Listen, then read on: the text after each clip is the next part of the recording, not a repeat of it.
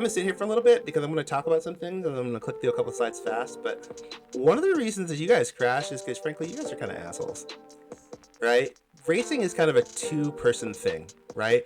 Both cars need to be responsible for what they do. Now, that responsibility does shift around based on where we are in the corner and timing and overlap and a whole bunch of things we're going to go through. But at the end of the day, we're all friends trying to get to the end of the race, and most of you guys are acting like there's a Formula One contract at the end of this, and there's not. So you guys end up driving too aggressive and not giving your opponents the ability to make it through turns and survive, or not making it so that you guys can actually see each other before you guys turn. And that's where the majority of your crashes come from. You guys drive desperate. So we're going to talk about some scenarios of where desperation kicks in and why, because you guys need to kind of understand that a little bit, I think. And then we'll kind of dig through some things. But I do want to cover some of the Racecraft overlappy things that you've seen in the driver's meeting, because it'll apply partly to the Racecraft scenarios. So, Ilpo and Greg and Ryan and me and folks aren't just saying it just to say it. We're trying to make your races safer, but, you got to be aware of why that's so important. Okay. So, like I said, this is a two to tango thing, right? Racing is all about car to car positioning, right? I am talking to another person with my car based on where I put it on the racetrack. And there's a lot of information that I get from the person I am battling with based on how they place their car and how they use their car. Sometimes that information is sheer ignorance. They don't know what's happening, and so they just do unaware things. Sometimes that positioning is arrogance. They know exactly where I am, and they are trying to do something to me to make me back off. As you gain more experience, you start to learn the difference between arrogance and being a lack of awareness. I typically lean on lack of awareness to start, right? Like, people have that phrase that most people are more dumb than mean. Right? I typically assume that when I race folks. Like, most of the time when I get run into, or most of the time when I get run off the road, or most of the time when I get turned into, it's not because someone's like screwed up and I want to hurt them. It's just, I didn't know where to brake, I didn't know where to turn, I didn't really know what I was doing, and I just kind of got in over my skill level, and I hit the brakes at the wrong place, and I hit them, right?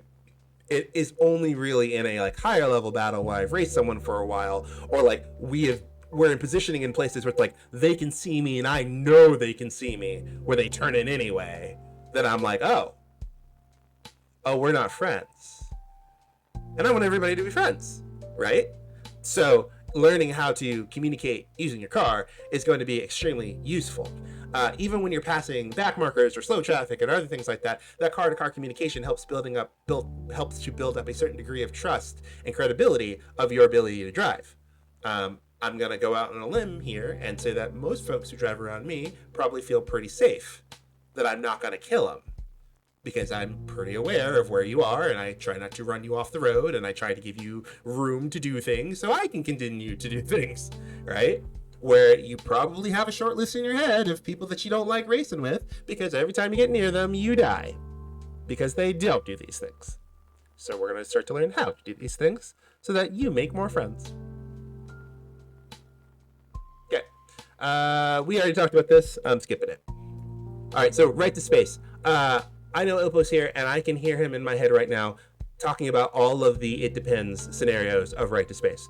And I am going to ignore all of these because we are going to keep this as simple as humanly possible. We're really talking about, when do you get the right to claim the right to space in a corner? And that is going to be dictated based on the league you are a part of and how the Racecraft rules are applied. So you need to go and read the rules for every league that you are a part of before you start racing them. Some leagues say any overlap is justifiable overlap. If I have a millimeter of a bumper by a millimeter of a bumper, you can't turn it. Some leagues say you have to be alongside halfway, so that there's clear justifiable overlap before we start turning. So being in blind spots is bad because you haven't made yourself visible. Which one are we? Well, definitely halfway. Yeah, halfway. And why is that? So that everybody knows what's happening and you're not in the vortex of danger. Yeah, because that's fun, right? That's fun. I like to get to the end of the races and stuff and hang out with my friends and not have a broken car. So that's why we do that, right? That's also why GT Racing does it too, because in GT Racing you have a broad level of skill sets, like, I don't know, here. And so everybody doesn't know everybody all the time and has to assume that the worst skilled person is the person they're racing. So we have these rules in place to accommodate for everybody, right? Sure, I could drive with more fine margin. Sure, I could drive at a more razor thin level, but not everybody can. So that's not fun. You're not having fun anymore. We want to make sure that you're having fun. So, for our league, when we talk about the right for overlap, we talk about pulling up to the driver's door where the driver can basically see you without having to turn your head. And I'm going to talk about in a minute why I have a personal philosophy about why a lot of like the silly in-game camera radar excuses are bullshit. But we'll get to that in a minute. Apex disputes. So, I think one of the biggest reasons why it's important to read the rules and really understand how leagues do racing is this scenario right here. When did I earn the right to be alongside someone? When do they need to give me room? When do I need to take evading action? It's if butts and paper cuts with every league, right? The reason why this is also really helpful is because it'll also help you to determine when you're racing them, how you want to race them. Right? Because based on your timing when you're near them and the positioning of where you're near them, it'll change when and where you turn in and where you brake and when and where you do things, right? Because, for example, we're more like the league on the left. We're like the description on the left, right? You need to be more next to each other so you both give each other room. Or other leagues are going to be more like the league on the right, where you should have given him more room because he was in a corner panel of yours. If you don't know which group you're a part of and you do the wrong one and complain, that administrator and other people on the stewarding team will laugh at you and you will feel bad. Don't be that person. You guys nailed it earlier. We're this, right? You've seen this image so many times. I know you guys know. So, this is to allow for that significant overlap before you start turning into turns so that everybody can see each other and maneuver appropriately. When you're battling, like, put yourself in other people's shoes. Put yourself in your opponent's shoes. Can they see you before they turn? If the answer is no, you're probably going to crash, right? So that's one of the reasons why we want for this significant overlap. It also makes stewarding life so much easier because I have a bunch of volunteers trying to do volunteer things. I don't want to have them cutting slim margins. We give them a larger area to work with it. Again, I pulled this from the driver's briefing because it's important, but I want to give you guys multiple instances of overlap because this fine margin of positioning is where most racecraft disputes live. And you guys really should get more confident and comfortable being able to just have these discussions with your friends on a collegiate level, right? You need, as you're learning and as you're working with each other, like, don't just rely on stewarding sheets to tell you if you've made a mistake or if the pass is good or bad. Be able to talk with your friends, be able to look at replays and look at where your cars are positioned, look at where you guys turned in, look at how that worked itself out so you can learn from the situations and improve your driving. If you care about that. I mean, if you don't, I actually don't even know why you're here, because I'm assuming the people that are here want to improve the craft of racing and driving, which requires you to actually do some work, unfortunately. I personally find that work to be fun. I've done it for a very, very long time, and I'm very dedicated to the art of doing it. Other folks aren't, and they kind of suck for a long time. It's a bunch of details that they just ignore. So hopefully you are in the former category, because those are the people I like to talk to more than those who are in the latter category. Yeah. I pulled this from Grid Life, and I think this is really useful, right? It's always nice to give room. We're going to talk about a couple of situations where I think people over exaggerate where they think they need to give room, but giving room is never a bad thing, right? The worst thing that happens if you give your opponent some space is that you both end up finishing the race, right? It's as a person who gets hit a lot, it is very, very frustrating to get run off the road for no reason, especially when it was avoidable, right? I get we're racing, I get we touch doors, that's fun, that's part of the reason why we race. But when it's an avoidable accident because someone's just being selfish, I don't like that person as much, right?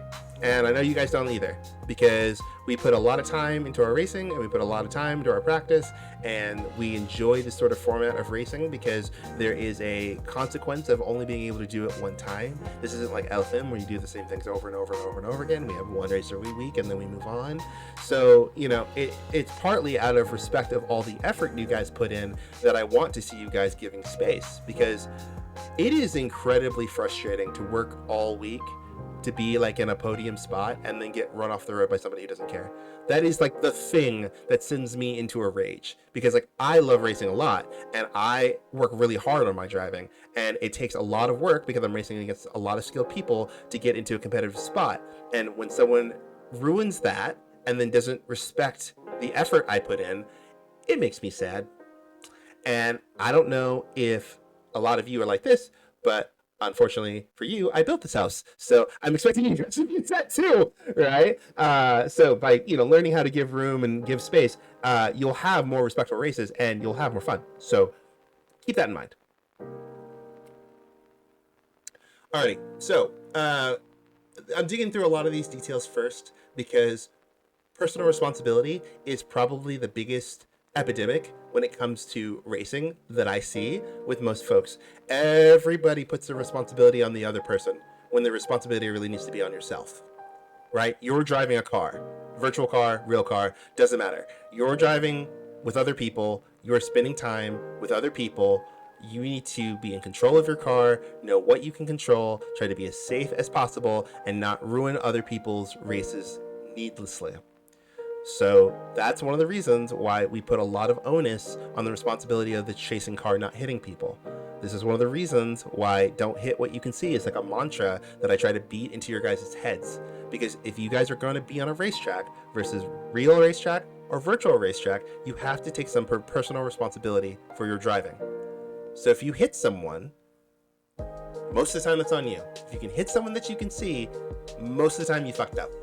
And the sooner that you get better at just being able to accept that with a bit of grace, learn from the experience, not just beat yourself up and then never look about it again, and apologize to the guy you ran over, the better racers you guys will be, right? The guys that don't get better are making jokes when I make these comments, right? They drive like crap, they hit people, they laugh it off, they never get better, they don't understand why it's happening, and they continue to repeat the same patterns over and over and over again. That's silly. And I know you don't want to be those people, right? So when we talk about responsibilities of the two cars, it also helps you figure out how to prepare for passing people, right? So as the chasing car, you can see the entire field of battle. You know where your car is because you're in it, and you can see your opponent's car because they are ahead of you. So it's easier for you to ensure that you have that proper overlap.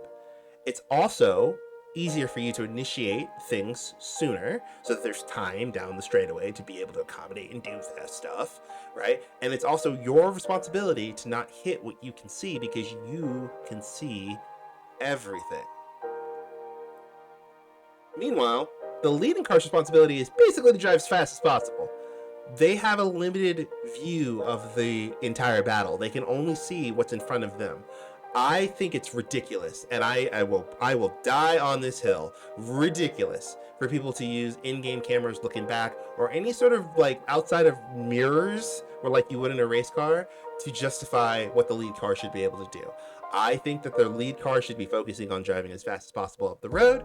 I believe that the chasing car should make themselves visible so that they can be seen, and also be mindful that with that mentality, it means that you need to make your overlap and overtakes clear and announce yourself before you get to the corner, because it is possible for the leading car to abuse that, and we'll talk about how, right? But the only things I ask for the leading car to do is to focus on the road ahead, don't look behind it, only make one defensive move when doing things, don't reactively block, and we'll talk about what that means in a minute, and be predictable, right? The guy behind you is in a race just like you, and he's trying to size up if he can make a pass or not. And you are also trying to drive as fast as humanly possible. So if you are weaving all over the place and generally being an asshole, you are undermining most of these things and increasing your likelihood of being hit, because all of those things just make you slow. So these three things are the only thing I ask the lead car to do, and typically life is happy. Any questions so far? We said 3 things at the bottom. Yeah, right. Focus on the road, only make one reactive, like no reactive blocking, and be predictable. I'm not asking a lot. I think you just said the most important one. Be predictable. Yes. Like that is the most important one by Yep. far. Yep. 100%. 100%. Right? Put yourself in the. I'm going to say this a ton tonight, so be familiar with this. Put yourself in the shoes of the other car. Right? The chasing car is following you and trying to figure out what you were trying to do. If you're going all over the place or you make reactive moves, I'm positioning my car in relative position to yours. So if there looks like a space because you left the door open and I moved to take it and then you just snap the door closed at the last minute, I can't uncommit once I've committed. Depending on the timing, the laws of physics still apply. I'm just going to hit you. So there's a certain degree of responsibility to the lead car to like know when it's unsafe to move so that we don't die because I can't undo what I've done. Right? There are maneuvers to close those doors, and we'll talk about that in a moment. But still, like, both cars have initiated by being in a race. You guys have entered a verbal social contract with one another that you guys are going to try to not kill each other. So you both have to have responsibilities to those things. Right? You can ignore what's here on the right because I just said it, but I want you to pay attention to here on the left. I basically took 3 screenshots of 2 cars on the racetrack at the exact same spot, and I wanted to talk about what it looks like from behind, what it looks like from the top, and then what it looks like from the lead car's point of view. Because I don't think you guys realize how little the lead car can actually see when things are happening. Most of you would look at this and say, I think there's enough overlap here between the cars. But there's not. Why?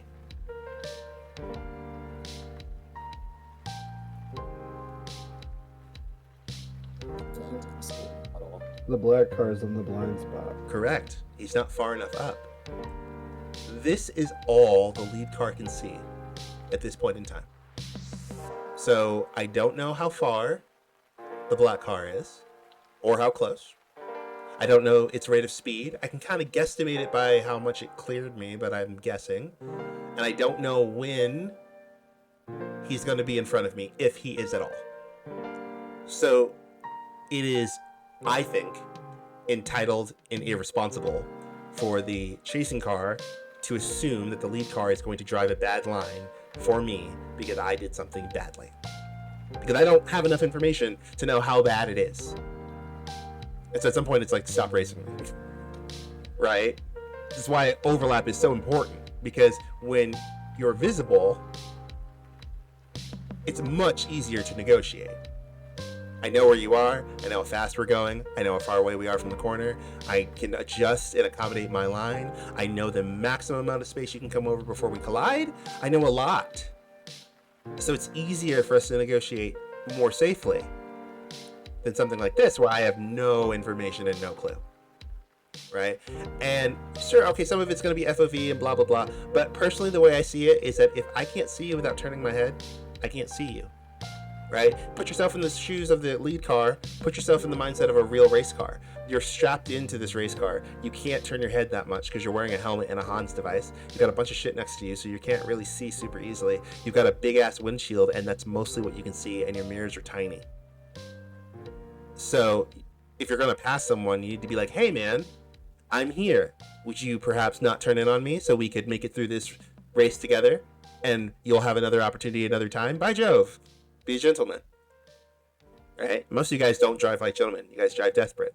So you try to dive at the end of the turn and just beat them before they turn when there are so many other ways to pass that you just increase your risk by an extreme amount. And that's why most of you crash and die. Any questions so far?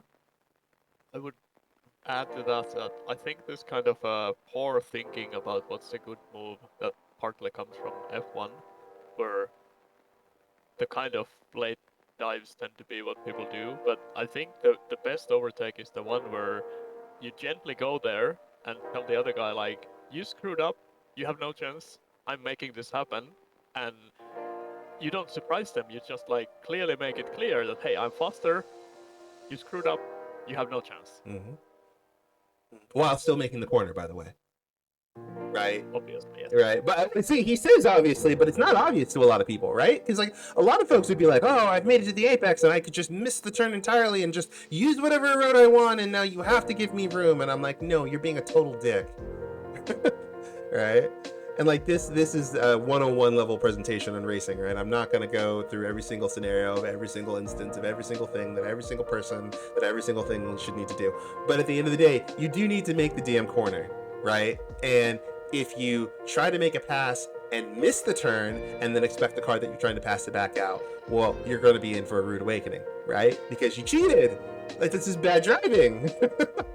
Right? So you need to understand the racing line and where to stop the car and where to get the car turned in order to continuously earn the right to room. If you're able to make the turn effectively and be in front, well, then you passed me. You did it.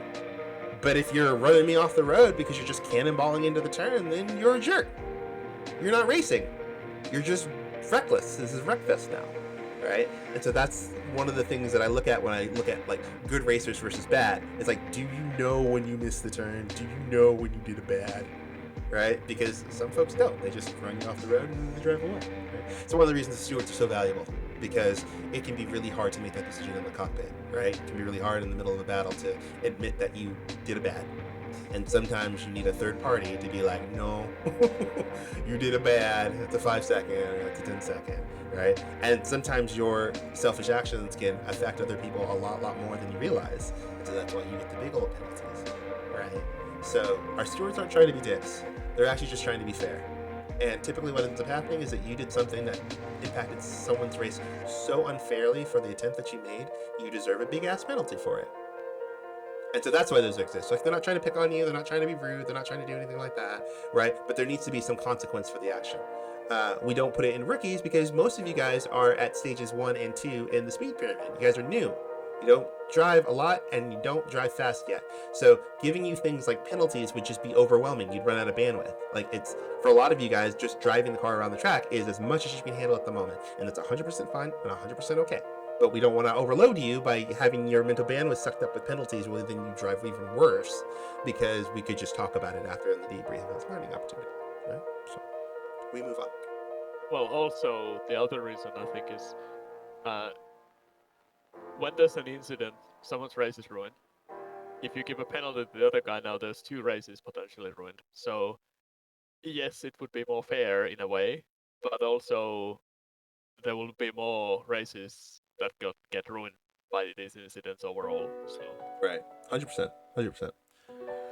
Okay, so I'm not going to go through everything with the Vortex of Danger here because I want to be mindful of time. But, you know, this is a concept you guys should all be very aware of. If you've been paying any sort of attention in the last 15 minutes where I talk about overlap in driver's field of vision, you'll understand why I'm talking about this. And the big thing that you guys need to be aware of when it comes to both the entry and exit vortexes is timing. Most of you guys are in different phases of the turn when you are racing against other people and you are trying to skip steps and get ahead of a car that is already committed to the turn. You enter into its commitment area and you crash and you die. And that's why most crashes happen. So being aware of when it is the right time to do something is extremely helpful. Because if you do things at the wrong time, your odds for collision are much higher, right? Hillboy brought up a point about the most opportune time to pass someone is when they can't do anything about it. And I agree with that, right? I really want to try to pass people on the exits of corners, like on the exits of corners, coming out of corners, when we have plenty of time and all we're doing is accelerating. It's the least amount of effort, it's easiest to position my opponent in the right place, and it disables their ability for a counter. Most of you guys, though, have been spoiled by Formula One, where you see people diving under the brakes. And so you try to pass people with the least amount of room, with the least amount of space, with the highest degree of risk and the highest degree of collision in a commitment area where it's very difficult to change maneuvers. And so you die a lot because you haven't really thought about the other areas on the racetrack of how to pass or other ways to pass using momentum. You've just, I got to get them under the brakes. Because, it's fair. It's all you've seen or all you've been taught or all you think about. So you don't think about anything else. Just got to get them under the brakes. We're going to skip these. There's a lot of common mistakes of why people hit stuff. I'll share this presentation after we talk about it, but I'm going to be repeating myself a lot. Basically, you're just not paying attention to where the other cars are. You drive into them. TLDR. Okay. All right. So I want to talk about expense. Expense kind of comes in 2 forms here. Okay. There's the expense of your impact to your race, and then there's the expense when it comes to strategy. And I told you this is not going to be a strategy presentation, so we're not going to talk about overall race time, but we do need to talk about the impact to your efforts on track. I'm doing a lot of this before we actually talk about like how to attack and how to defend, because I want you to have a lot of this stuff in your mind. There's a lot of like sexy stuff that you want to talk about that you'll forget about the big picture impact if I don't talk about this first. So I got to give you context before we dig into the actual meat of the stuff. Okay. So what makes a move expensive, right? So an expensive move is where the act of making it costs you more time to the cars around you than dealing with the person you're racing against, right? So anytime you guys are off the optimal line, driving slower than you could be, it's expensive. That's the easiest way to do that, right?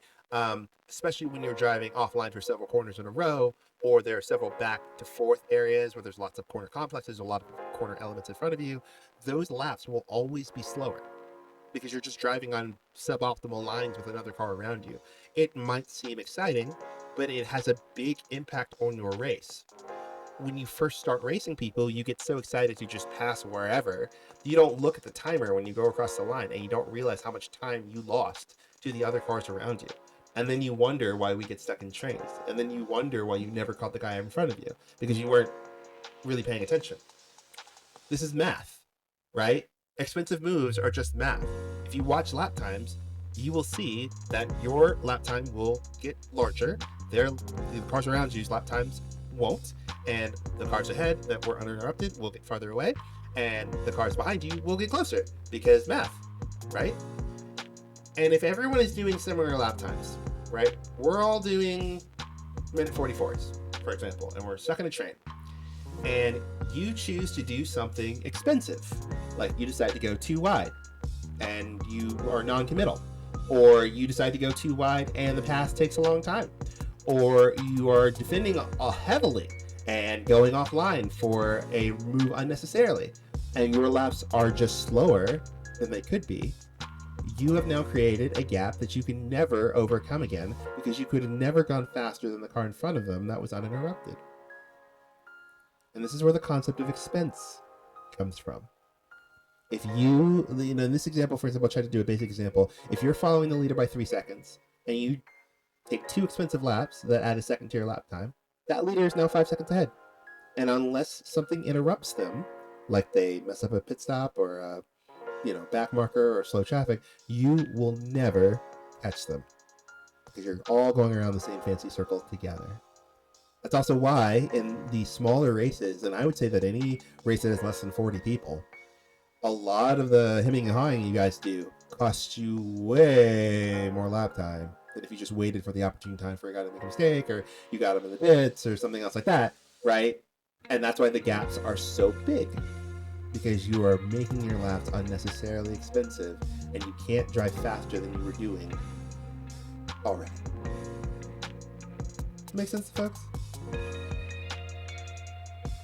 Yes, it does. Makes sense. I just find over here because, like, Carter and I had a great example of this at Kailami, right? Him and I just hooked up and we ran together, and we dropped the car behind by 16 seconds because we weren't dancing with each other, right? We said, we're in the same car, let's go as fast as possible, let's leave these guys, and at the end of the race, let's see what's up. And both of us were almost a P4, fighting for a podium by the end, which is the idea, right? If I'm at the end of the race and there's 15 minutes left and there's no way for me to catch the car ahead and whatever, yeah, sure, okay, I'll dance with you, sure, whatever, I don't have anything to lose now.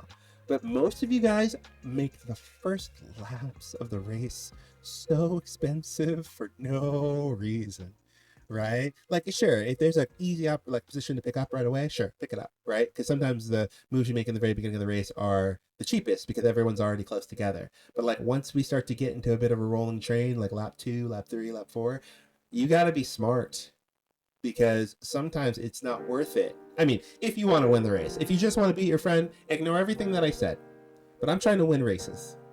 It is really hard to win races when someone is attacking me all the time.